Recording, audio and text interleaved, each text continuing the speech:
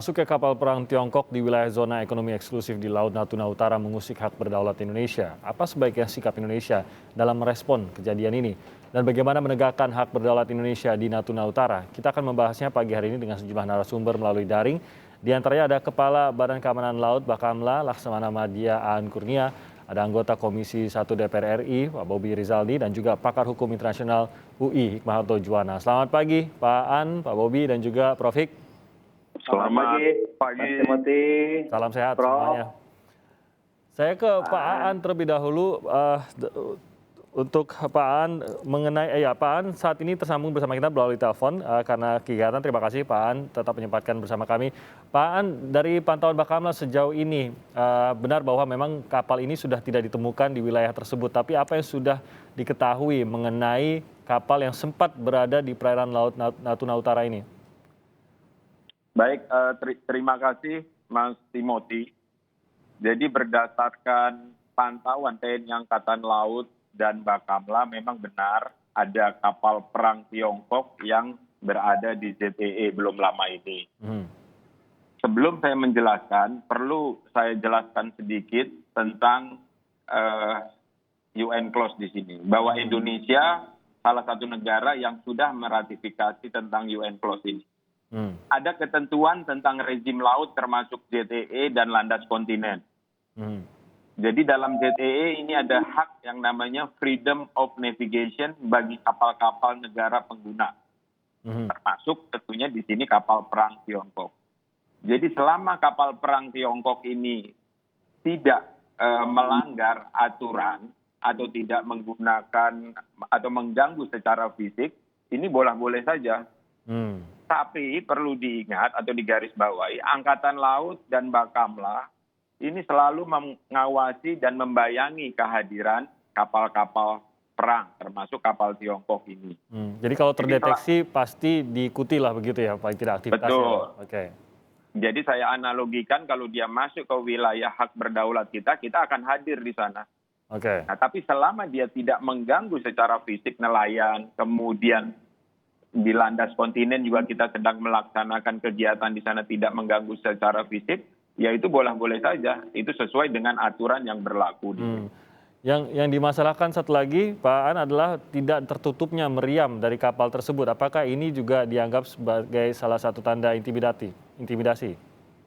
Oh tidak. Jadi saya perlu menjelaskan, ada dua kelompok pandangan negara terkait aktivitas militer di ZEE.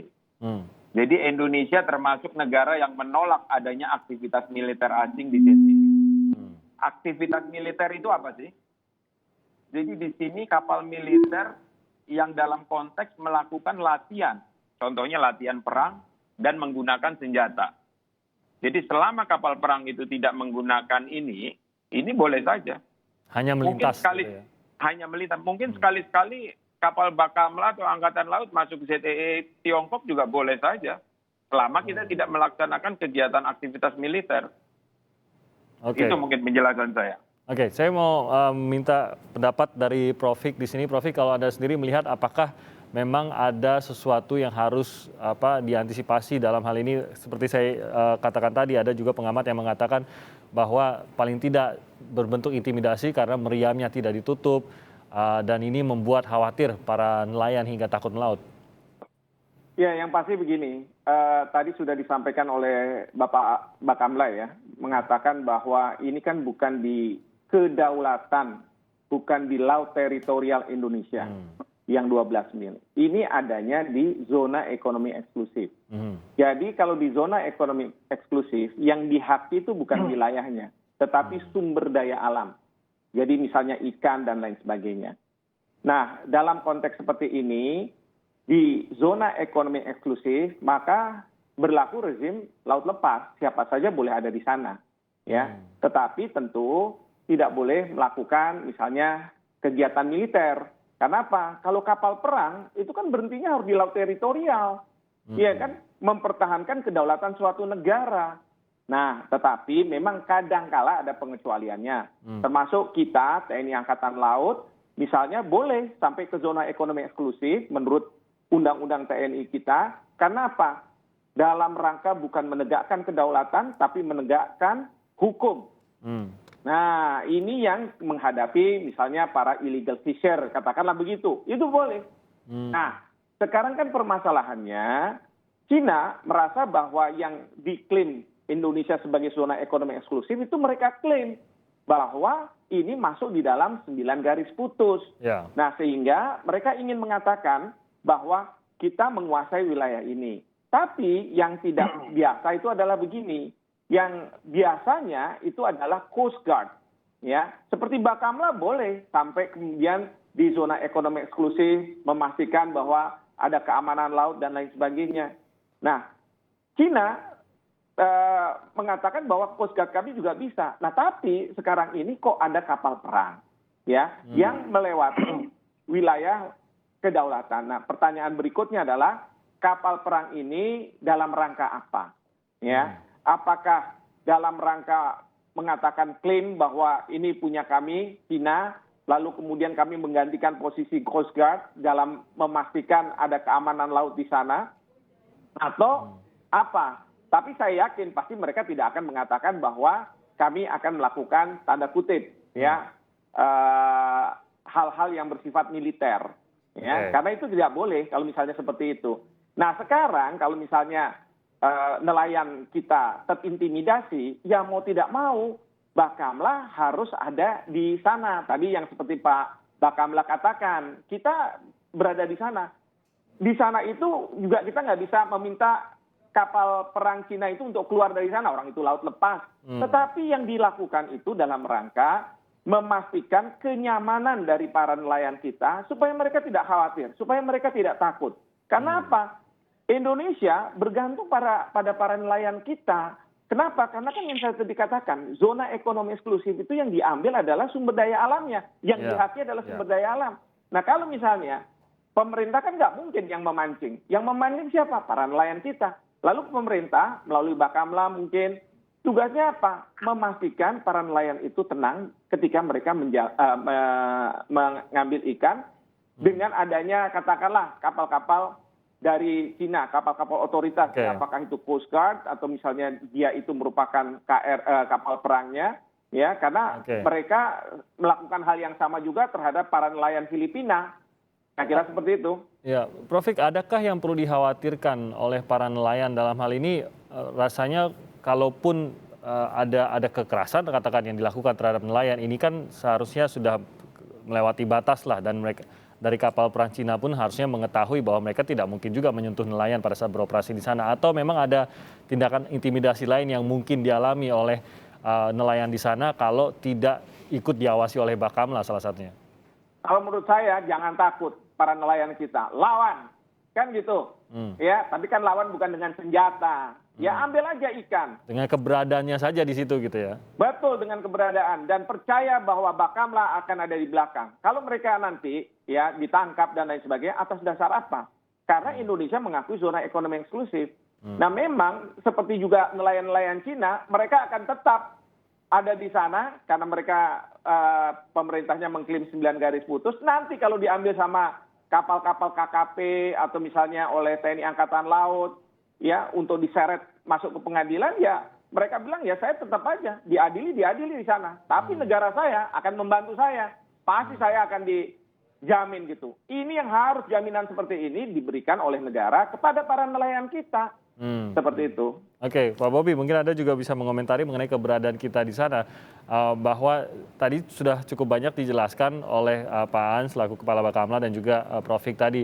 Sebenarnya agak tipis nih sebenarnya pelanggarannya bisa dibilang, karena memang benar-benar yang diketahui hanya melewati area ini pun adalah zona ekonomi eksklusif, bukan zona teritorial. Jadi apa yang harus dilakukan oleh Indonesia? Karena meskipun saya bilang tadi pelanggarannya mungkin tipis begitu, masih bisa diargumentasikan gitu. Tapi kalau ini terus berulang dan memang nyatanya dalam beberapa bulan terakhir pun terus berulang, ada maksud lain tampaknya begitu. Nah, inilah yang ingin mungkin diketahui oleh Indonesia, Pak Bobi. Ya, jadi kalau kami di parlemen itu melihatnya sedikit berbeda dari perspektif yang berbeda. Jadi kalau misalkan seperti kita mengatur lalu lintas, kita harus memastikan instrumen pengawasannya dan penegakan hukumnya itu ada. Ada polantasnya, ada payung hukumnya, ada peralatannya, dan ada kejelasan yang disampaikan kepada publik. Nah, soal melintasnya kapal Cina ini kan sudah dimulai dari tahun 2016 sebenarnya. Ini sebenarnya adalah konflik di lapangan. Nah, yang membuat kita gagap, selalu heboh, karena kita bingung menanganinya bagaimana. Kalau soal kedaulatan seperti disampaikan Profesor itu sudah nggak ada soal lagi lah. Ini kita sudah berdaulat, kita tidak perlu ada perundingan lagi. Tetapi bagaimana secara taktis di lapangan agar bisa ditangani dengan baik, inilah yang perlu will dari pemerintah. Nah, kenapa will dari pemerintah? Ya itu tadi yang disampaikan oleh Prof. K, bahwa harusnya menghadapi National Coast Guard itu adalah National Coast Guard juga. Memang dengan undang-undang kita di pasal 69, Undang-Undang 32 2014, TNI itu penjaga kedaulatan tapi juga punya call sign sebagai penegak hukum di laut. Nah ini kan call sign mau-maunya kita, tapi tidak diakui di luar sana. Di luar sana itu kalau namanya yang datang itu National Coast Guard, ya harus National Coast Guard juga. Nah, kita ada Bakamla. Bakamla ini dibentuk di Undang-Undang tentang Kelautan. Nah, Presiden Jokowi sudah menyatakan untuk mentransformasi Bakamla menjadi National Coast Guard. Tetapi di antara lembaga negara sendiri, ini belum ada kebulatan. Jadi ada yang mengatakan harusnya National Coast Guard itu di Undang-Undang 17 2008 tentang pelayaran.